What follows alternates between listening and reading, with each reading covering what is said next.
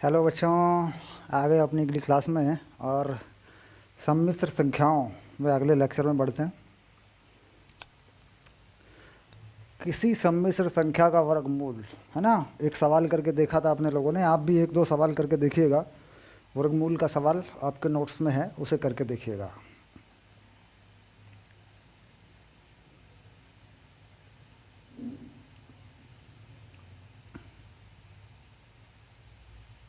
चलिए,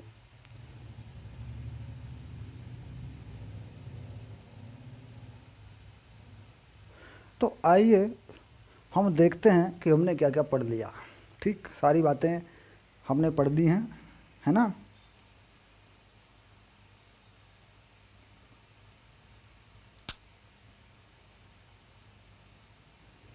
शाबाश।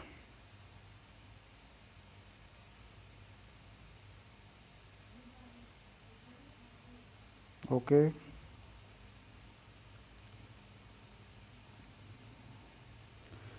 मापांक ज्ञात कीजिए। कुछ खास नहीं है, कुछ नया नहीं है।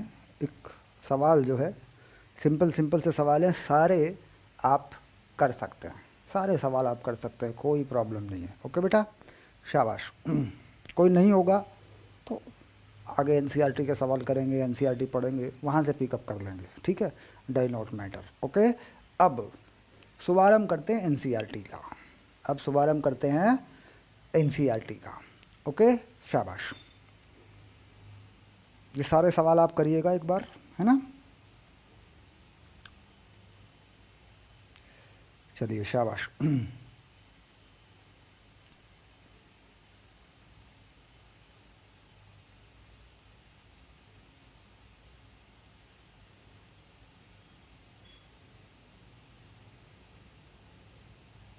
ओके बच्चों, अध्याय 5 एनसीईआरटी।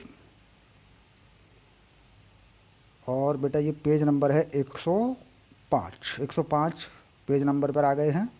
अध्याय 5 एनसीईआरटी, सम्मिश्र संख्याएं और द्विघातीय समीकरण। तो बेसिक जो फिलॉसफी है, जो बेसिक कहानी है, वो सारी द्विघातीय समीकरण से ही पैदा हुई है।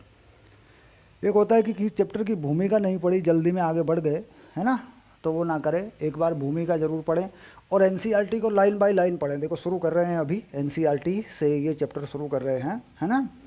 सवाल करेंगे और ये देखेंगे कि जो बेसिक में पढ़ा है, कहीं हमने ऐसी कोई चीज़ वहाँ छोड़ तो नहीं दी जिस पर आधारित यहाँ सवाल हो। 100% सिलेबस कवर तभी होगा जब हम एनसीईआरटी की सारी चीज़ों को डन कर लेंगे।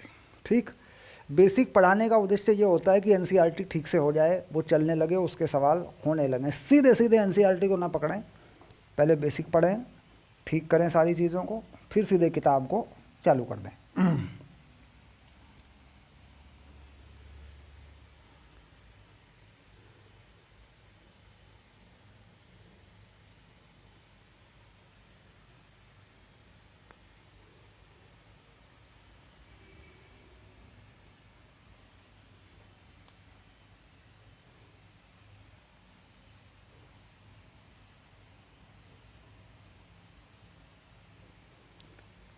चलिए, तो अब बात करते हैं सबसे पहली कि भूमिका में क्या है और किस बात की जानकारी होनी चाहिए। भूमिका अगर पढ़ के देखें, अगर हम इस चैप्टर की भूमिका पढ़ के देखें, तो भूमिका में एक बात को फोकस कर रहे हैं वो कि भाई आपको द्विघात के समीकरण की ठीक ठीक जानकारी होनी चाहिए।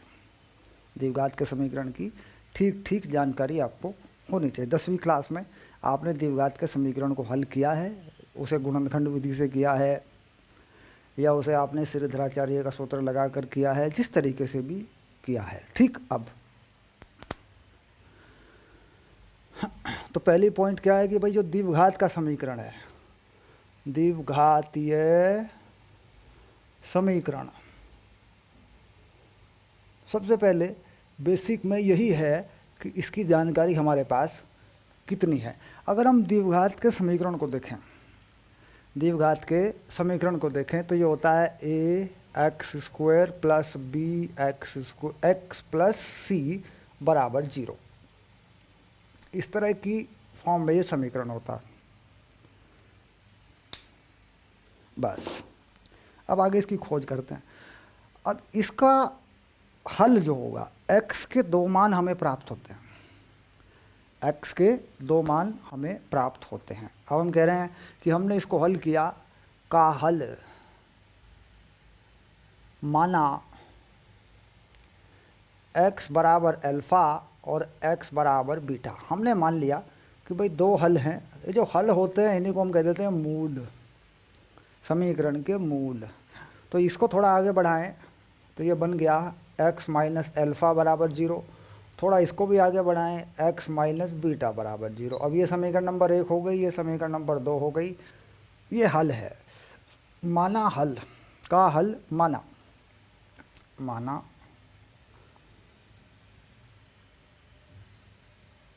ए ले बेटा समीकरण का हल। अब ठीक है, अब भाषा ठीक हो गई। देखो अब क्या करें, फर्स्ट और सेकंड को गुणा कर दें, तो समीकरण नंबर फर्स्ट गुणा सेकंड ऐसे कर देते हैं, और बराबर क्या है 0, क्योंकि इन दोनों का जो दायां पक्ष है, राइट हैंड साइड है, वो तो 0 ही है। शाबाश। तो गुणा करके देखें यहाँ पे, ठीक, तो x minus alpha x minus beta बराबर 0। इस तरीके से, यानी ये दो गुणनखंड हैं समीकरण के अंदर जो अल्फ़ा और बीटा हैं। ठीक, अब ये अल्फ़ा और बीटा वास्तविक हैं या काल्पनिक हैं या क्या हैं?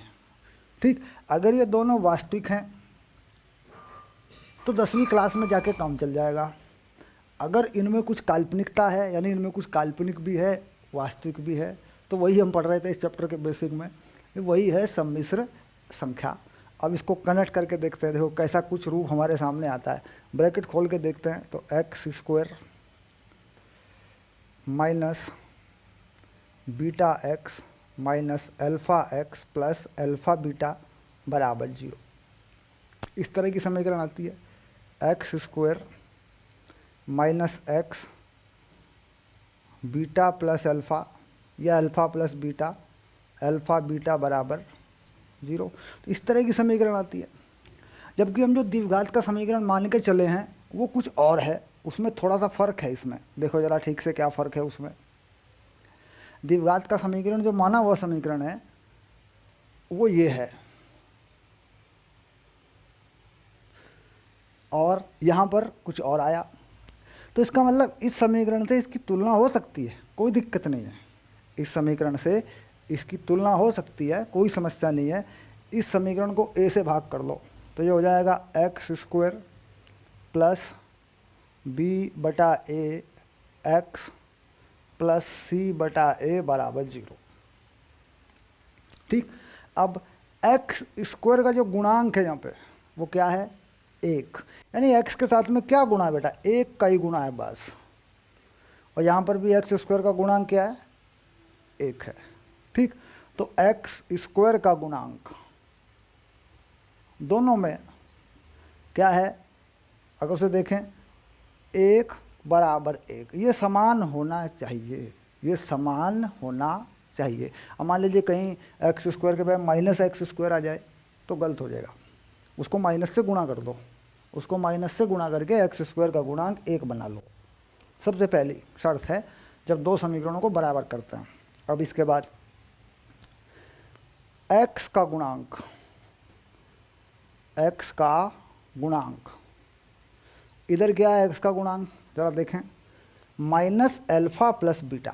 देखो ये माइनस काउंट होता है, ये माइनस गिना जाता है हमेशा, तो माइनस अल्फ़ा प्लस बीटा, तो ये हो गया माइनस अल्फ़ा प्लस बीटा। और यहाँ क्या है x का गुणांक प्लस का b बाई ए, ऐसे। तो बेटा मूलों का योग कितना आ गया, ये माइनस उधर पहुंचा दो, माइनस बी बटा ए, ये मूलों का योग आ गया। अब अल्फ़ा बीटा स्वतंत्र पद है, x से स्वतंत्र पद है। ठीक, तो अचर पद, अचर पद क्या है, अचर पद है अल्फ़ा बीटा, यानी मूलों का गुणनफल। और यहाँ क्या है मूलों का गुणनफल c बटा a है। निशानों को ध्यान में रखना है, यहाँ से तो प्लस ही आना है, यहाँ पे देखना है कि भाई वास्तव में वो प्लस वैल्यू है, उसकी वैल्यू प्लस में है कि माइनस में है, जो भी है, क्योंकि यहाँ से उठाएंगे ना समीकरण को जब तुलना करेंगे। तो ये हो गया c बटा a।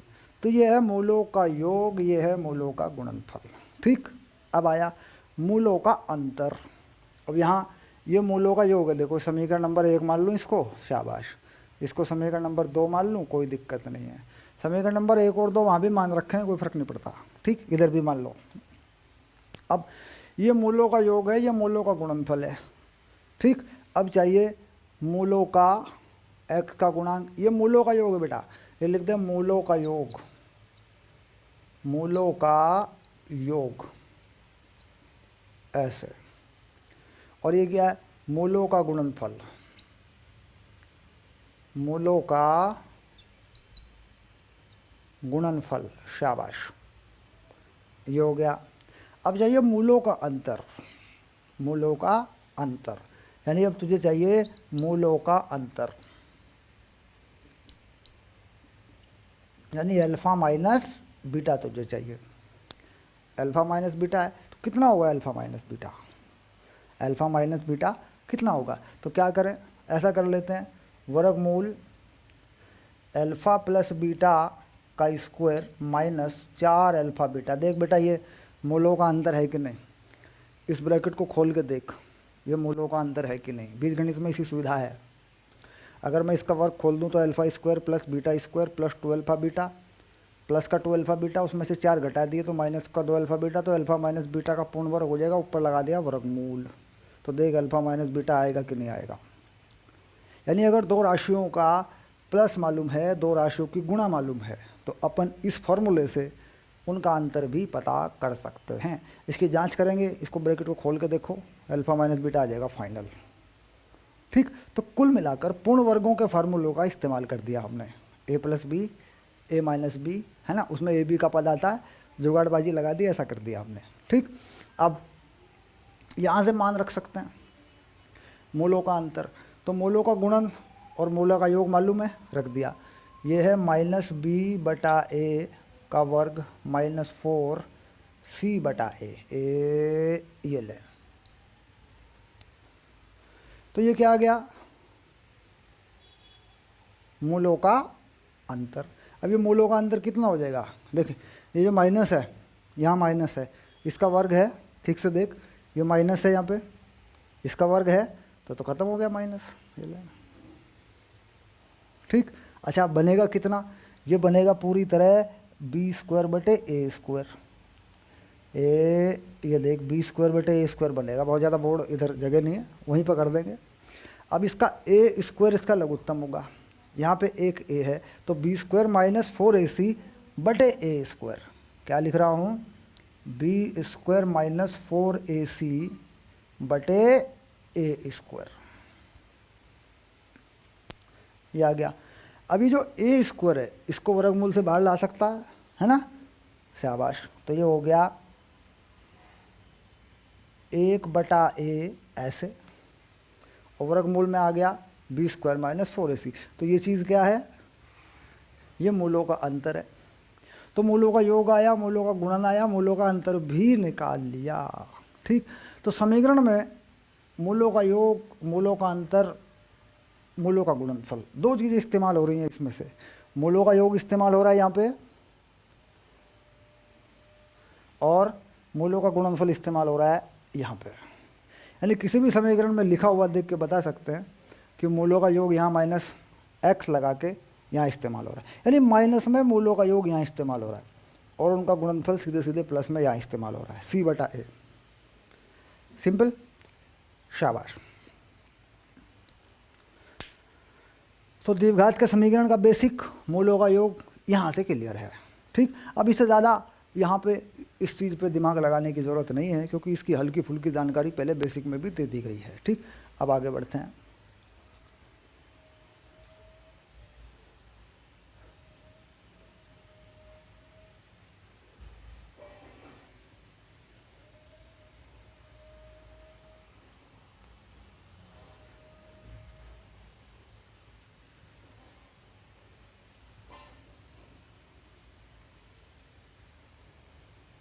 चलिए अब थोड़ा सा इसको समझने की कोशिश करते हैं कि इसका फ़ायदा क्या है। भाई ये द्विघात का समीकरण है, इसका फ़ायदा क्या है, ठीक। अब देखो मैंने एक बात लिखी, A X square plus B X plus C बराबर 0, और मैंने ये भी कह दिया कि x माइनस अल्फ़ा और x माइनस बीटा बराबर 0। अल्फ़ा और बीटा समीकरण के मूल हैं, यानी इसका हल है। ठीक, अब ये वास्तविक हो काल्पनिक हो ये बहुत बाद की बात है, अभी ज़रा इसको समझ लें पहले। इसका मतलब हो रहा है कि अगर मैं इसको 0 ना लिखूं, इसको y लिख दूं, ऐसे y बराबर ये है और इसका मान 0 भी है, 0 से कम भी है, 0 से ज़्यादा भी है। तो इसका मतलब हो गया कि अल्फ़ा और बीटा एक्स में ऐसे मान होंगे जिस पर y का मान 0 होगा। अब इसको प्लॉट कैसे करते हैं, इस बात को भी समझना है। इसको प्लॉट कैसे करते हैं, ये हो गया x और ये हो गया y। अच्छा, अब बच्चा y 0 कहाँ पर है, देखिए बताओ y 0 कहाँ पर है। कह रहा ये पूरी लाइन y 0 की है, x अक्ष पे y 0 होता है, और एक है x माइनस अल्फ़ा बराबर 0 यानी x बराबर अल्फ़ा, एक है x माइनस बीटा बराबर 0 यानी x बराबर बीटा। यानी दो मान हैं, एक है x बराबर अल्फ़ा, यहाँ ये पॉइंट ले लिया जो x बराबर अल्फ़ा है, और दूसरा पॉइंट ले लिया जो x बराबर बीटा है, बस और कुछ नहीं। कह रहा जी ये दो ऐसे पॉइंट हैं जिनमें y का मान 0 है। ठीक, इस कंडीशन के ऊपर अब दूसरी बात आती है कि अगर मैं 0 से ज़्यादा रखूं, y का मान 0 से ज़्यादा रखूं, तो y का मान 0 से ज़्यादा इधर होगा, इस पे होगा, ऐसे बढ़ेगा, या फिर इधर बढ़ेगा। y का मान तो बड़ा इधर ही होना है 0 से ज़्यादा। अगर मैं y का मान 0 से छोटा रखूं, 0 से कम, माइनस में नीचे की तरफ, तो कह रहा नीचे होगा ऐसे, और कहीं ना कहीं y का मान कम से कम ज़रूर होगा, कहीं ना कहीं y का मान कम से कम ज़रूर होगा। ठीक, अब y का मान कम से कम कहाँ होगा, y का मान कम से कम कहाँ होगा, किस जगह पे होगा। कह रहा है x की कोई वैल्यू होगी इन दोनों के बीच में, अल्फ़ा और बीटा के बीच में x की कोई वैल्यू होगी जहाँ पर y का मान कम से कम होगा। वो वैल्यू कहाँ है, कह रहा बीटा के बाद भी बढ़ रहा है, अल्फ़ा के बाद भी बढ़ रहा है, तो यहाँ पर x की वैल्यू होगी अल्फ़ा प्लस बीटा बाई 2। यहाँ पर इस पॉइंट पर अल्फ़ा और बीटा के बीच में होना है इसको, बिल्कुल। अल्फ़ा और बीटा का बीच कहाँ पड़ेगा बेटा, दिमाग लगा। यहाँ तक अल्फ़ा है मान लीजिए 8, यहाँ तक अल्फ़ा है 4, तो 8 और 4 12 का आधा 6, तो देखिए यहाँ पे 6 पड़ेगा नहीं बीच में। तो x बराबर अल्फ़ा प्लस बीटा बाई 2 यानी आधा एक पॉइंट होगा जहाँ पर ये से नीचे जाएगा ही नहीं, क्योंकि ये इस तरीके से बढ़ रहा है, ये इस तरीके से बढ़ रहा है। सर हमें कैसे पता लगेगा ये इस तरीके से बढ़ रहा है या इस तरीके से बढ़ रहा है, तो ये कोई एग्जैक्ट नहीं है, ये पूर्णतया ऐसा नहीं है जैसा मैंने बना लिया। मैंने तो रफली बना लिया कि बढ़ रहा है, मैंने रफली बना दिया इसको, ऐसे मैंने रफ बना लिया भाई। इधर को देखा जाए तो 0 से बड़ा इधर ही होगा भाई y 0 से बड़ा ऊपर कोई होता है, तो मैंने इधर बढ़ा दिया इसको, इधर बढ़ा लिया मैंने इसको। अब ऐसा क्यों बना दिया आपने, यहाँ से क्यों नहीं बढ़ाया इधर को, यहाँ से क्यों नहीं बढ़ाया इधर को। दैट इज़ वो चीज़ क्या है कि 1 2 3 मान लगा के देखो। कोई चीज़ मान लीजिए यहाँ इस स्थिति में आके घट रही, तो वो इधर को या इधर को नहीं जा सकती, ये हमारी समझदारी होनी चाहिए। बाकी ऐसा क्यों है, ये ग्राफ ऐसा क्यों है, y की निर्भरता इस तरीके से क्यों है, तो उसके लिए इसमें मान रख देते हैं। मान रख के 1 2 3 4 5 फटाफट ग्राफ बना लेते हैं। तो ये जो ग्राफ है इस तरह का, ये जो ग्राफ है इस तरह का, ये है परवलय। परवलय पढ़ेंगे निर्देशांक ज्यामिति में, अभी नहीं।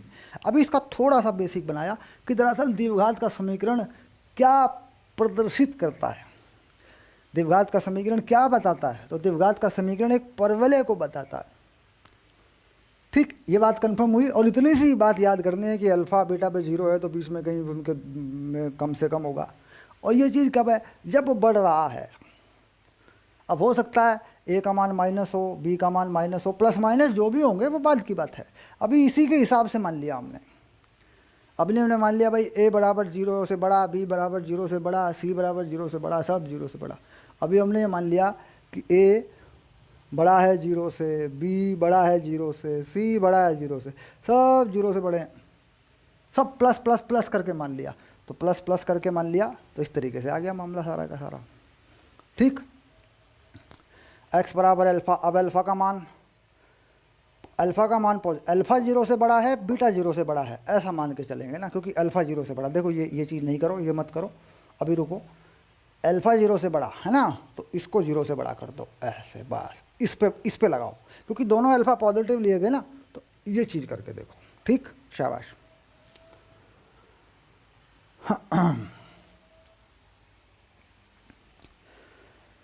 तो यहाँ से आगे ये परवलय बन गया, परवलय टाइप की शेप होगी, इतनी बात कंफर्म हुई। और यही बस याद रख लो, अभी इतना ही ध्यान रखो, क्योंकि इसकी खोज लंबी चौड़ी है, फिर निर्देशांक ज्यामिति में जाएंगे तो वहाँ परवलय पढ़ेंगे अपन। ठीक है, द्विघात के समीकरण का ऐसा रूप होता है, वो परवलय में होता है, इतना याद कर लो, इतना याद रखो बस। अब बात आई कि सम्मिश्र संख्या क्या है, वो आपको मालूम है, उसमें कोई नई चीज़ नहीं है। अब यहाँ पहला समीकरण है, बराबर करने पर, पहला सवाल है उदाहरण नंबर 1, समान करने पर एक्स और वाई के मान बताने हैं। ठीक, और मुझे उम्मीद है कि ये सवाल देखते ही देखते हो जाना चाहिए, बातों बातों में ही इसको हल हो जाना चाहिए, क्योंकि इसमें ऐसी कोई चीज़ नहीं है, ये सब आपने पढ़ रखा है।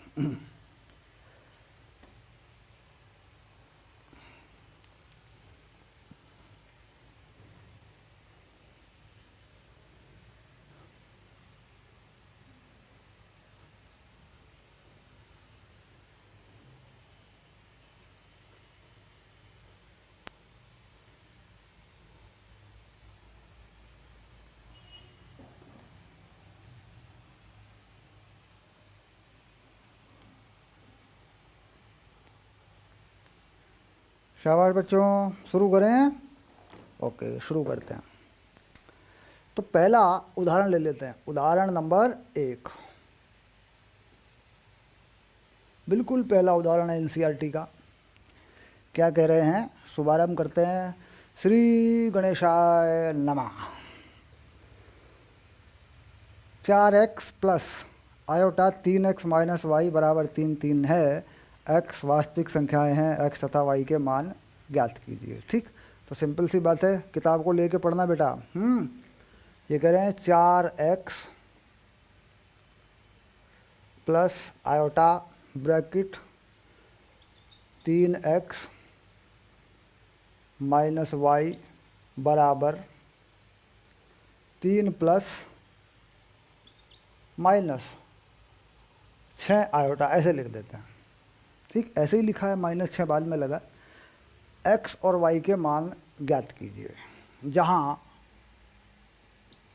x एवं y वास्तविक संख्याएं हैं, वास्तविक संख्याएं हैं, होंगी भी, वास्तविक संख्याएं होंगी तभी तो मान निकलेगा, नहीं तो उल्टा पुल्टा हो जाएगा ये फिर। अगर वास्तविक संख्याएं नहीं होंगी तो फिर गड़बड़ हो जाएगा, लंबा चौड़ा मामला हो जाएगा। x और y वास्तविक हैं, क्योंकि आयोटा तो लगा दिया भाई, आयोटा तो लगा हुआ है पहले ही, ये देखो। ठीक, तो ऐसे में क्या करते हैं, समीकरण है एक टाइप का, ये दोनों तरफ से बराबर कर देते हैं, वास्तविक मानों को बराबर करेंगे। देखो वास्तविक मान क्या है,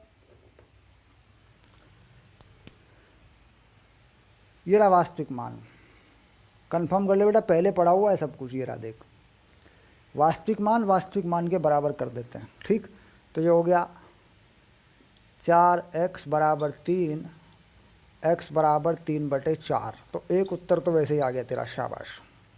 अब लेते हैं काल्पनिक मान के लिए। काल्पनिक मान ये है 3x minus Y, 3x minus Y, plus का है बाहर, बाहर प्लस है, ध्यान रखना, यहाँ पे माइनस है बाहर और 6 है, तो -6 लिखना। x का मान क्या था, 3/4।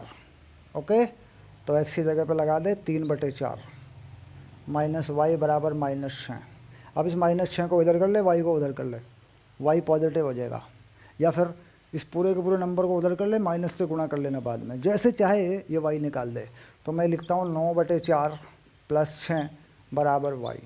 तो 6 चौक 24 और 9 33/4 बराबर y, ये लो।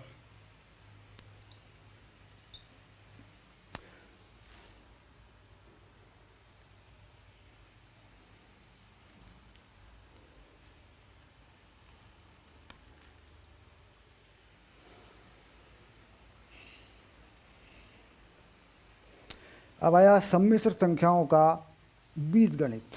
जोड़ा जा सकता है, घटाया जा सकता है, कैसे जोड़ा जाता है, कैसे घटाया जा सकता है, कैसे गुणा हो सकती है, कैसे भाग हो सकती है, सब कुछ आपने पढ़ रखा है।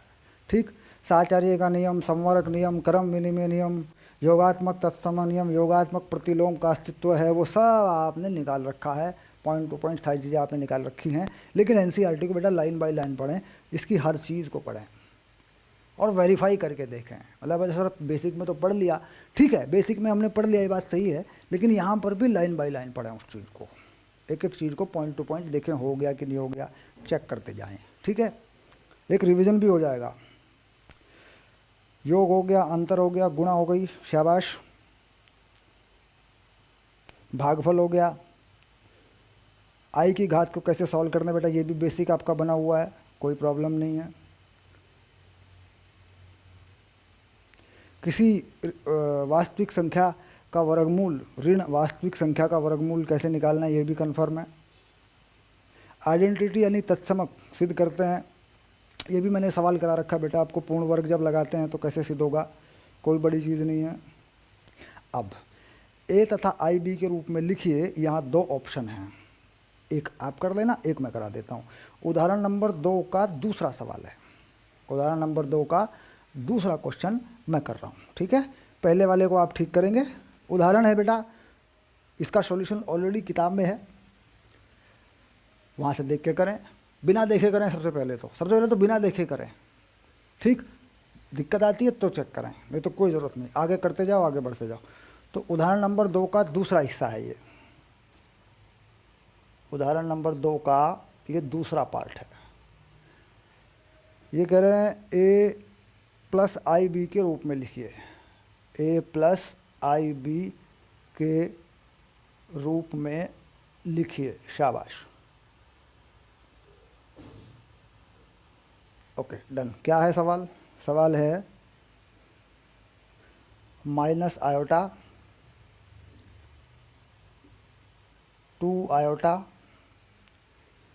और माइनस 1 आयोटा की पावर 3, माइनस 1 आयोटा की पावर 3, बस ये सवाल है। यानी इसको सरल कर लो आप, इसको सरल करना है आपको और कुछ नहीं करना।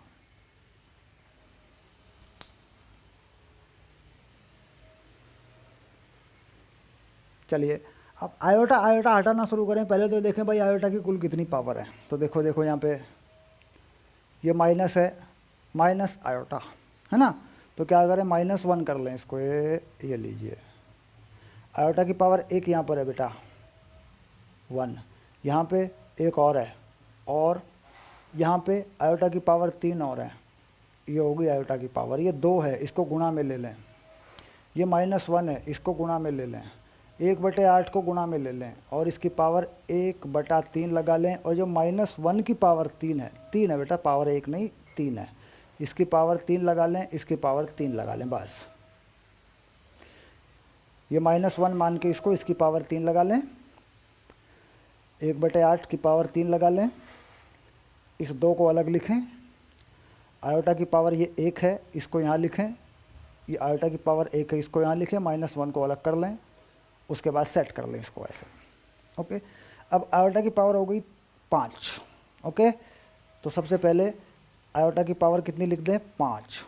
ये लो -1 और 3 बार ये -1 है, ये 1 हो गया।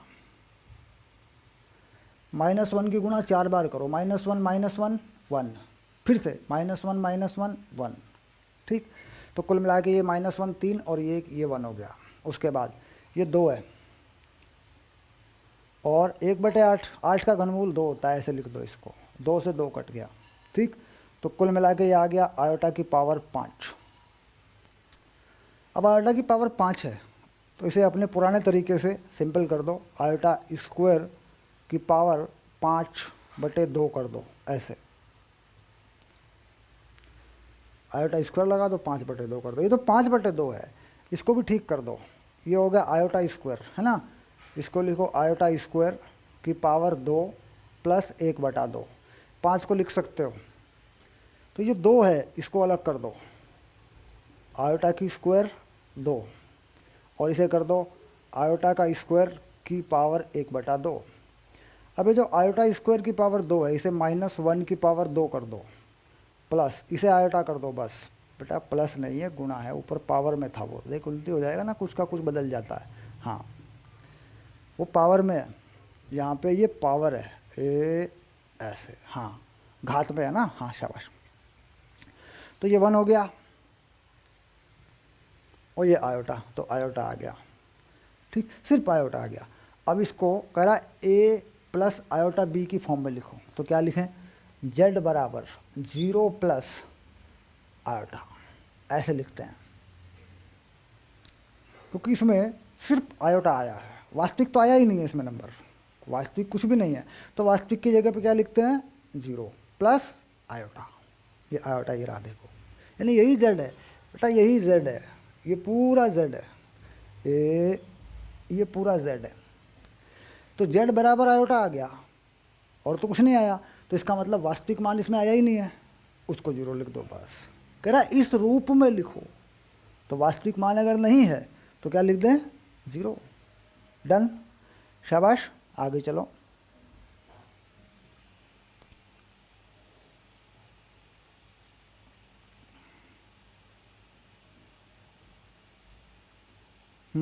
एक बटे 8 की पावर 3 है, देख देख के पता चलता बेटा, 1/8 की पावर 3 है, और यहाँ 2 लिख दिया, घनमूल कर दिया, 1/3 मान लिया, मेरे दिमाग में वही बात छाई रही।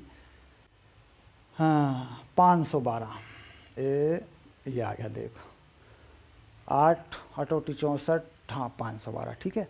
तो 512 तो फिर बटे में जा रहा है 256, बस ये ले, ये ले, कुछ नहीं हो रहा है, बस 256 जा रहा है, हो जाएगा, इससे कोई ख़ास फ़र्क नहीं पड़ता। ये लो, और इसके नीचे भी 256, 256, शाबाश, इसके नीचे भी 256 हो गया, शाबाश।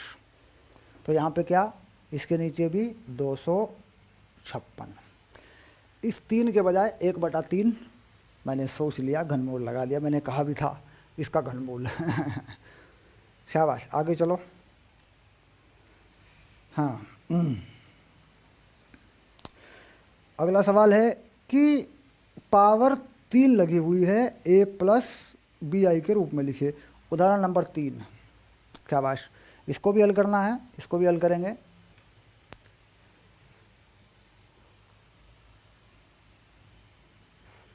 उदाहरण नंबर 3, शाबाश, ओके। 5 - 3 आयोटा का घन, बस 5 - 3 आयोटा का घन को ए प्लस आई बी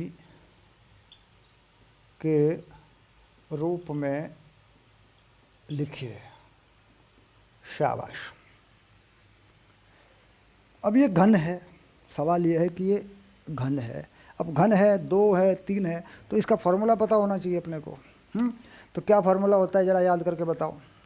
अगर मान लीजिए a माइनस बी का घन होता है तो क्या होता है, a का घन, उसके बाद प्लस का कि माइनस का, माइनस का घन, और -3ab a माइनस बी, यही तो होता है फॉर्मूला, यही होता है बेटा, चेक करो एक बार। अगर प्लस होता तो प्लस हो जाता,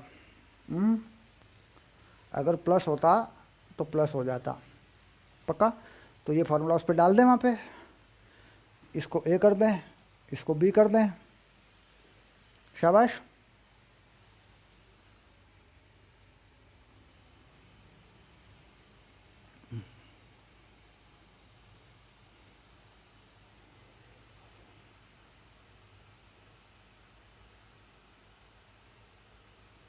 गुणात्मक प्रतिलोम ए आई बी के रूप में लिखिए, ठीक है ठीक है, शाबाश, बस छोटा सा मामला है, सारी बातें पढ़ रखी हैं, और एक ये हल करना है, हो गया, ये हो जाएगा, और इसके बाद गुणात्मक प्रतिलोम निकालना सिखाया है मैंने, डज नॉट मैटर, निकाल लोगे तुम। फिर ए प्लस आई बी के रूप में ऊपर नीचे गुणा करके हल करना, ये भी क्लियर है, ये भी कर लोगे तुम, शाबाश, ओके डन, शाबाश, आगे चलो। हाँ तो लगा लो फॉर्मूला, 5 का घन, यहाँ पे देखें, अगर इस चीज़ को देखें, ऐसे लिख दें, 5 माइनस 3 आयोटा का घन, तो बराबर 5 का घन माइनस 3 आयोटा का घन, ओके, माइनस 3a, ए की जगह पे क्या है 5, बी की जगह पे क्या है 3 आयोटा, और 5 माइनस 3 आयोटा। बेटा ये हो गया लो, शाबाश, सॉल्व करो। ये हो गया 125, और ये 3 तिया 9 तिया 27, तो ये प्लस 27 आयोटा हो जाएगा। बेटा चेक करो एक बार, क्योंकि आई स्क्वायर बाहर निकलेगा भाई, घन है, आई स्क्वायर होगा, आई स्क्वायर -1 होगा, माइनस माइनस प्लस हो जाएंगे, तो एक आयोटा बचेगा, 3 तिया 9 तिया 27, इसको सॉल्व करो ये आ जाएगा। उसके बाद ये हो गया 15 तिया 45, 45 आयोटा, 5 माइनस 3 आयोटा, आगे बढ़ाओ, 125 प्लस 27 आयोटा, 45 की गुणा इसमें कर लो, 135 माइनस 135 आयोटा प्लस 45 पंजे है बेटा, 145 नहीं, ज़्यादा होगा, पंजे पंजे 25, 225 होना चाहिए, हाँ शाबाश, 225 आयोटा, 520 और 2 22, शाबाश, आगे करो, प्लस अब होगा 135 आयोटा स्क्वायर, ये -1 कर लो, ठीक, तो ये हो गया 125 माइनस 135, इस आयोटा स्क्वायर का -1 बना दिया, प्लस 27 आयोटा माइनस 225 आयोटा, अभी हो गया -10, ये भी माइनस का बचेगा, 15 में से 98 हो गया ना, 25 27 198 हो गया, -198 आयोटा, 225 में 27 चले गए, 2 बचे, 98 आयोटा, ओके, ये आ गया a प्लस आई बी के रूप में, शाबाश।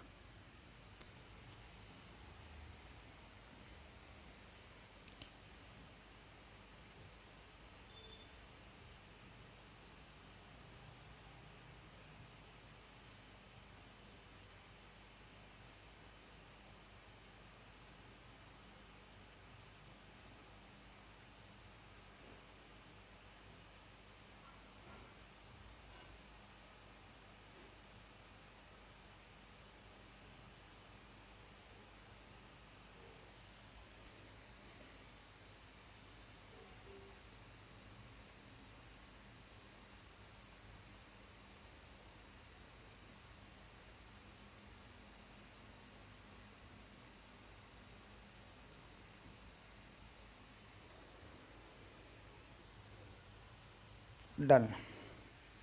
चलिए अब आया मापांक और संयुग में। मापांक और संयुग में बहुत अच्छे से निकालना आता है आपको, डज नॉट मैटर, बहुत अच्छे से समझाया हुआ है।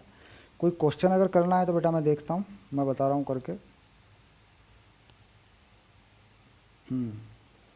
गुणात्मक प्रतिलोम ये भी पता है आपको, a प्लस आई बी के रूप में नीचे वर्गमूल कैसे हटाना ये भी आपका कन्फर्म है, फाइनल है, डन है। पूरी की पूरी एक्सरसाइज का बेसिक यहाँ पर पूरी तरह डन है। जो ऐसे सवाल थे 1-2 वो मैंने कर दिए हैं। अब हम पढ़ रहे हैं प्रश्नावली 5.1 की तरफ, शाबाश।